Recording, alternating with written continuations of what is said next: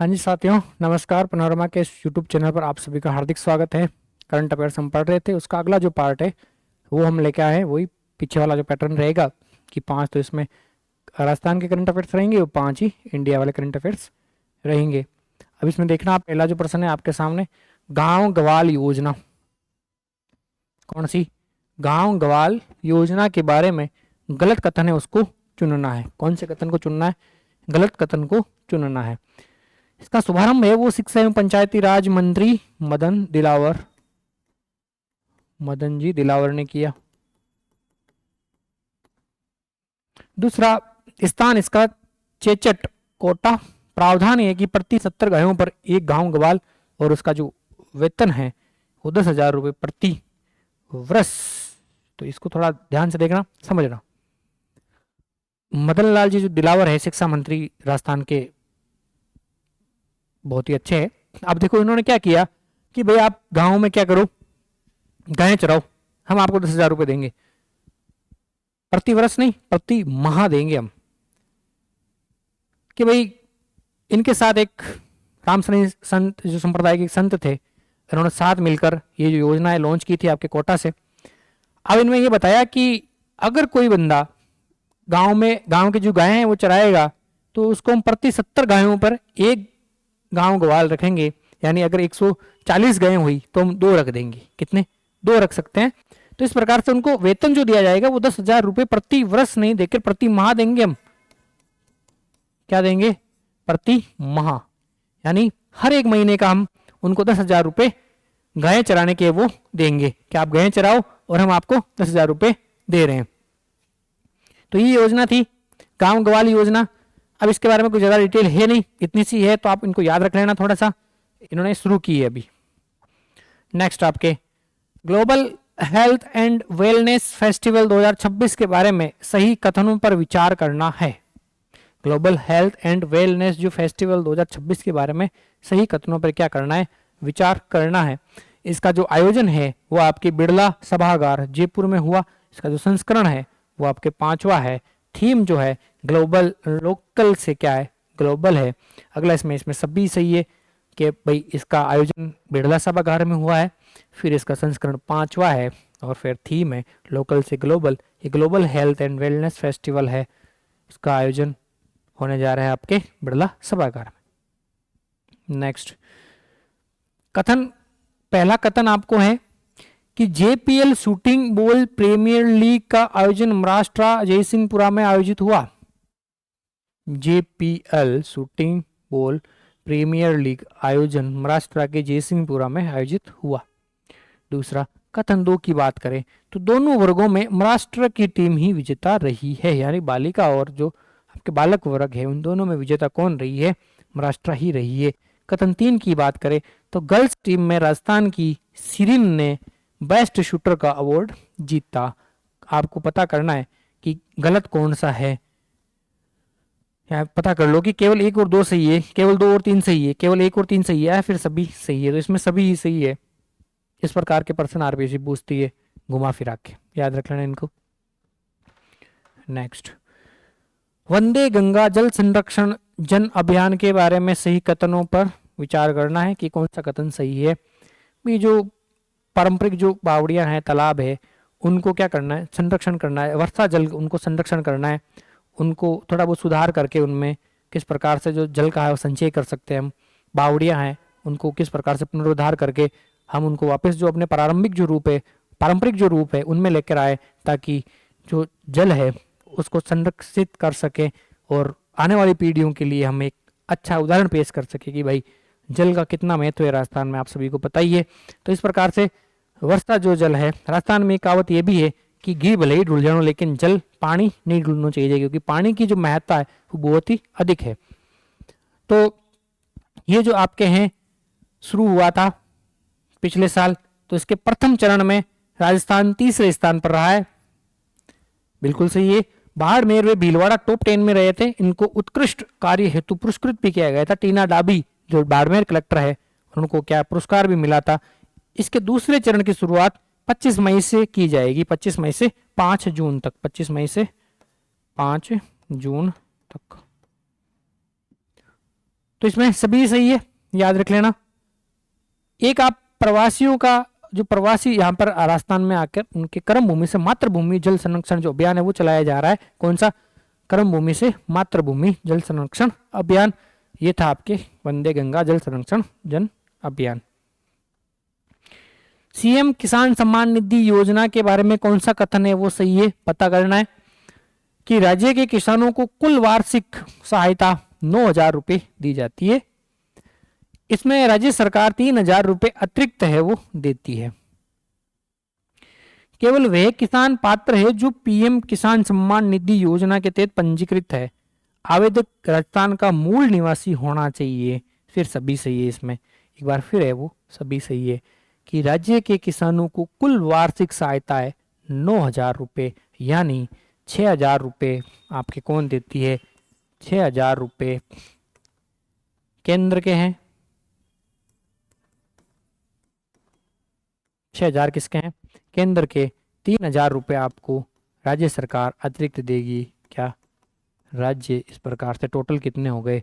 9,000। अब याद रखना, अभी बजट जो 2026-27 बजट है उसमें आपके नई घोषणा की है कि भाई हम 3,000 रुपये और ऐड करेंगे। कितने? 3,000 रुपये, 3,000 और अतिरिक्त, तो टोटल कितने हो जाएंगे? 12,000 रुपये। कितने? 12,000 रुपये।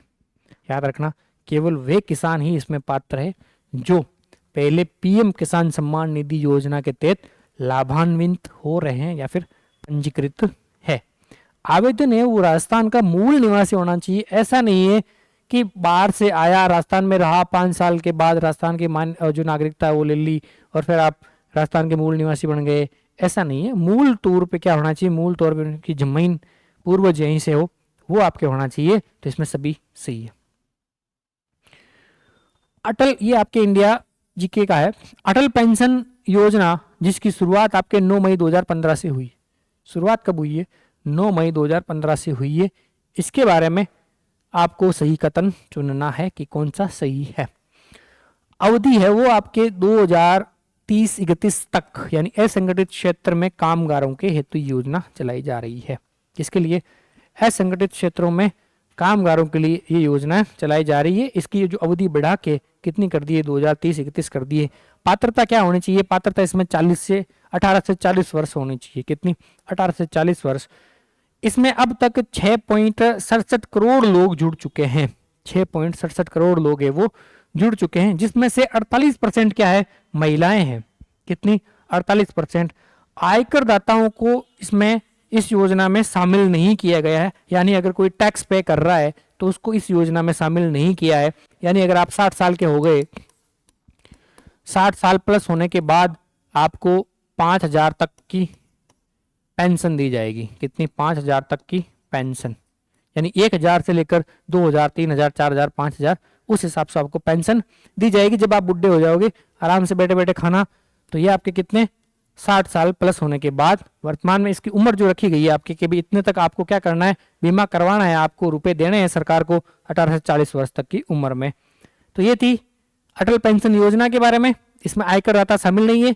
मुख्य पॉइंट ये थोड़ा ध्यान रख लेना ढंग से, वरना इस प्रकार के जो प्रश्न है हमें बहुत पीछे लेके जाते हैं। अगला देखो, महिला श्रम बल भागीदारी है जो 23.3% से बढ़कर 41.7% हो चुकी है। ये 2013-14 की बात है, 2013 की और फिर 13-14 की बात है। इसमें महिला बल जो भागीदारी है आपके 41.7% पहुंच चुकी है। वर्तमान की बात कर रहे हैं हम। ई श्रम पोर्टल में रजिस्टर्ड जो 31 करोड़ अनऑर्गेनाइज्ड जो वर्कर्स है, यानी असंगठित जो लोग हैं, उनमें 54% क्या है? महिलाएं हैं। कितनी है? 54% है वो महिलाएं हैं। भारत एनर्जी कंज्यूमर यानी उपभोक्ता में तीसरा सबसे बड़ा देश है। कौन सा है? तीसरा सबसे बड़ा देश है। अगला इसमें है, भारत दुनिया का छठा सबसे बड़ा सेवा निर्यातक है और इसकी वैश्विक व्यापार में हिस्सेदारी 4.3% है। आरपीएससी ने हाल ही असिस्टेंट प्रोफेसर का जो पेपर हुआ था इकोनॉमिक्स का, उसमें एक अच्छा खासा प्रश्न पूछा था भारत वैश्विक निर्यात का, कि भारत जो वैश्विक निर्यात है उसमें विश्व में उसका हिस्सा कितना % है। तो आप याद रखना हिस्सा तो वर्तमान में तो 4.3% ही है बजट के अकॉर्डिंग। अब आप इसमें देखना ये भारत दुनिया का छठा नहीं होके कौन सा है, ये सातवां सबसे बड़ा निर्यातक है। कौन सा है? सातवां सबसे बड़ा निर्यातक है, सबसे बड़ा निर्यातक।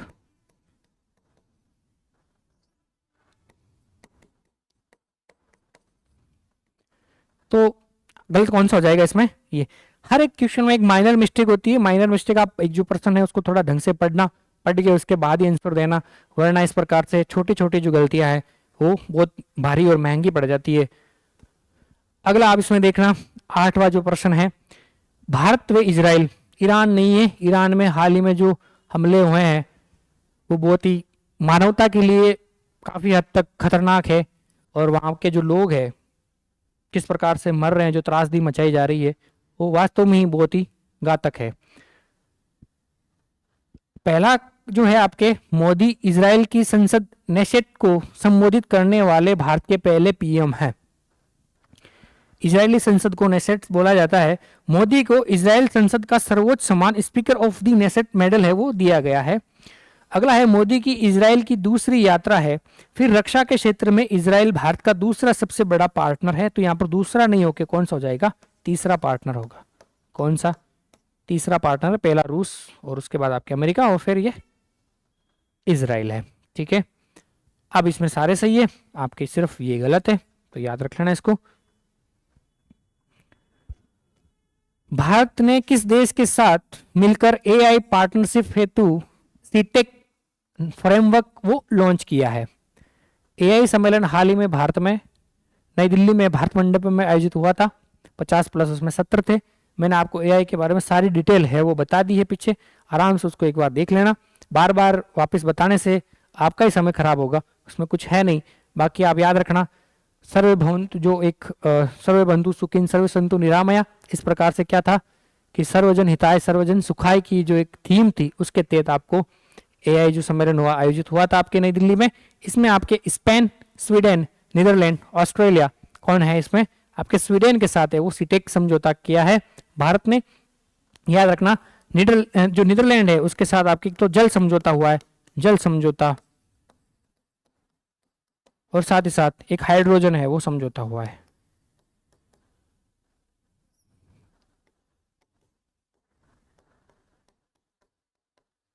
हाइड्रोजन, ठीक है। तो ये थी इसके बारे में, इसका आंसर कौन सा हो जाएगा? स्वीडन। नेक्स्ट, केंद्र सरकार ने पहली बार राष्ट्रीय आतंकवाद विरोधी पॉलिसी और एक रणनीति है वो लॉन्च की है, उसका नाम क्या है? मानव प्रहार वज्र प्रहार अग्नि। तो किस प्रकार से इसका नाम क्या हो जाएगा आपके? प्रहार है वो एक नई है पॉलिसी जो लॉन्च की है। आतंकवाद बिल्कुल जीरो टॉलरेंस होना चाहिए, यानी आतंकवाद के खिलाफ आतंकवाद बिल्कुल ही नहीं होना चाहिए। साथ ही साथ इसमें 7 है जो आपके स्तंभ रखे हैं। कितने रखे हैं? 7 स्तंभ रखे हैं। कितने रखे हैं? 7।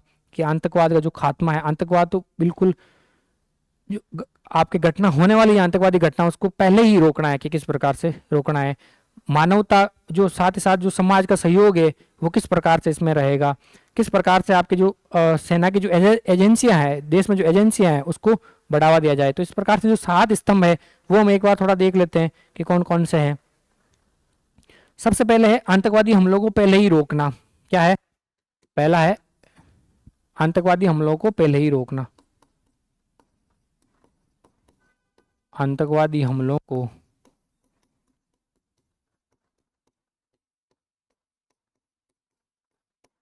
पहले ही रोकना, यानी कि भाई पता लग रहा है कि आतंकवादी हमला होने वाला है, जो मल्टी एजेंसी जो सेंटर है उसके जरिए किस प्रकार से सूचना राज्य सूचना दे सकता है, खुफिया जानकारी उसके आधार पर कार्रवाई की जा सकती है। इंटरनेट सोशल मीडिया पर किस प्रकार से कार्रवाई कर सकते हैं। फिर एजेंसियों के साथ बेहतर तालमेल, दूसरा आपके है एजेंसियों के साथ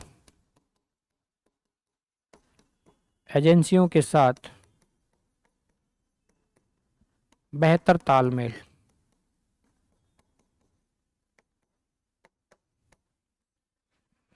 फिर है तीसरा इसमें आपके आ जाएगा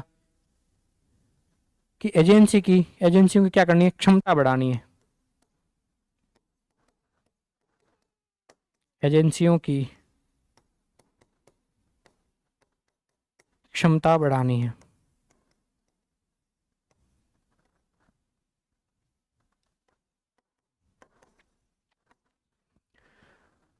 फिर आपके आ जाएगा मानव अधिकार और कानून का पालन करना। चौथा क्या आ जाएगा?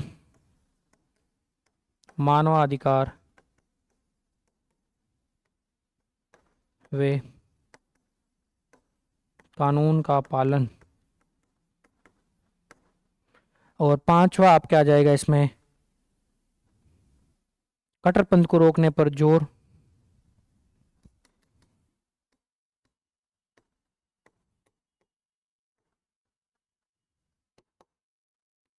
कट्टरपंथ को रोकने पर जोर। और इसमें छठा आपके हो जाएगा, वो होगा अंतर्राष्ट्रीय सहयोग।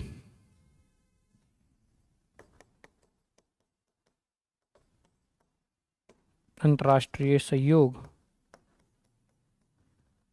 और सातवां हो जाएगा सामाजिक सहयोग, जिसमें आपको क्या, समाज की भागीदारी। समाज की भागीदारी।